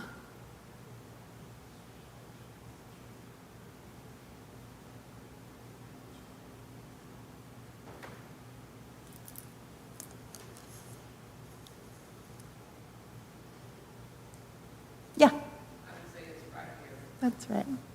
This is my church family. Has been there for me every person in my life. That's right. It's so beautiful. I see that. I see that.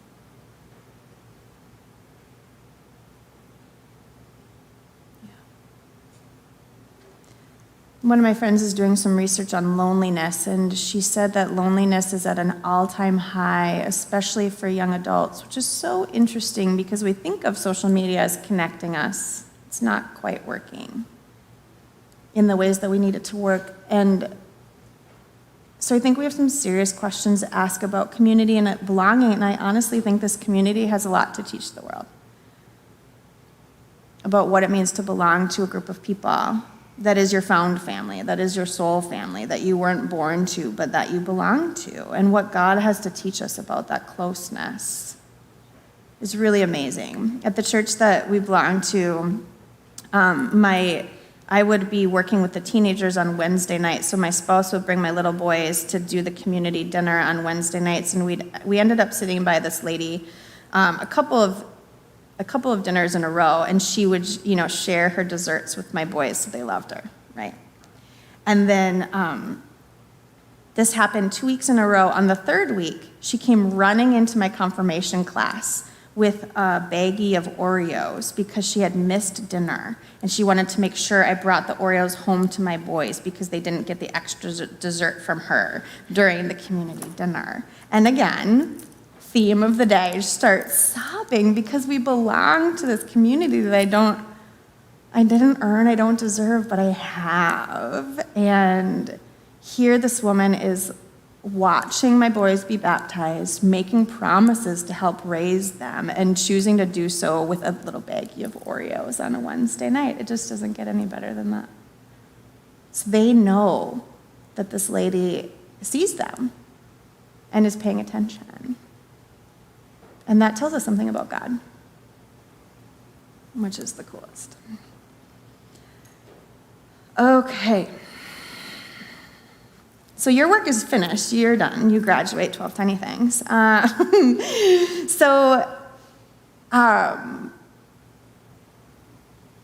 quote that I love when we're thinking about this is from Emily and Amelia Nagasaki, and they wrote a book called Burnout, and they're talking about kind of the endemic of burnout in our society, and specifically how women get burned out. And so this is about wellness. They say to be well is not to live in a state of adversity, risk, adventure, or excitement back to safety and calm and out again. Stress is not bad for you.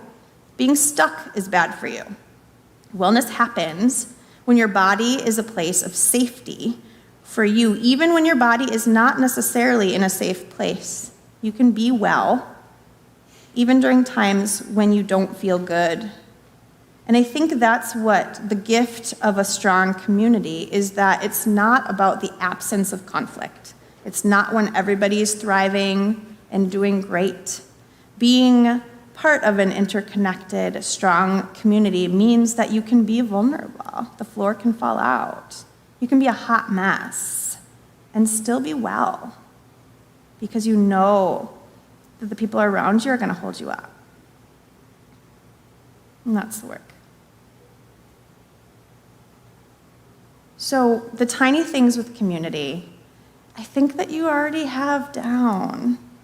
It's allowing yourself to be vulnerable. It's asking for help when you need it. It's making sure your geographical neighbor knows who you are, which I think you have here, right? And then continuing to expand your definition of neighbor until everyone has enough. To ask for help and receive it graciously, as well as give it graciously when it is asked. Okay, so before I open it up for questions, if you are liking any of this, a couple of ways you can engage. We do have a Facebook group that's called 12 Tiny Things. We do choose a theme every month, and it is most people just choose to be in the group to see the posts and get ideas. Other people are in the group as a light accountability group, as a place to share ideas and as a community to belong to. So I'd invite you to check that out. 12 Tiny Things also has a website, which is just the number 12, tinythings.com. And on that, there are resources for churches, for schools, for all ages. So there's a book study guide. There's a daily calendar that you can print out, and it has a tiny thing that if you don't want to do the same thing every day for a month, you can do one tiny thing a day that's different. We also turned that into a Lenten and an Advent calendar, so you can do a tiny thing every day as a spiritual practice in those seasons. We have a 12-week Bible study where it's very similar to what I just did here, where we tie the themes of the chapter to a Bible story, and there are journal prompts and discussion questions that you can work through alone or in a group. I think this is a really good book to do in community, to hand to your friends or to your family, to do in a small group. We have several groups, especially of folks who are retired and wanting to keep doing their tiny thing, and of busy parents. Those are like our people who are really gravitating to this and reading a chapter a month, which is not much. It's doable. And just really going deeper, not wider, on that theme. We have a journal, if you like bullet journals, that expand the discussion questions and the writing prompts from the book out into a journal format that you can find. So a lot of resources, and really we did that just to remove some of the barriers for folks, because what we've seen is for the people that this works for, it does really honor God in a way that we can do these tiny things that become big things that help us on a day-to-day, moment-to-moment basis choose to be awake to our life. Okay. I think that's what I've got. What questions do you have for me?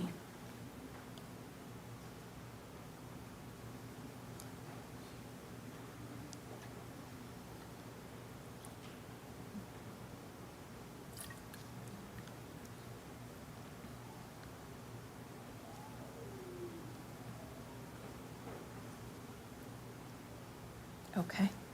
Pastor experiences the same thing. Pastor experiences the same thing. Nobody answers any questions. Oh, I'm not worried. Silence doesn't bother me a bit. Okay, well, I hope you can join us outside for a bit. Thank you so much for the quality of your presence. I appreciate it. It's been really lovely to spend this time with you. Be well. Have a great day.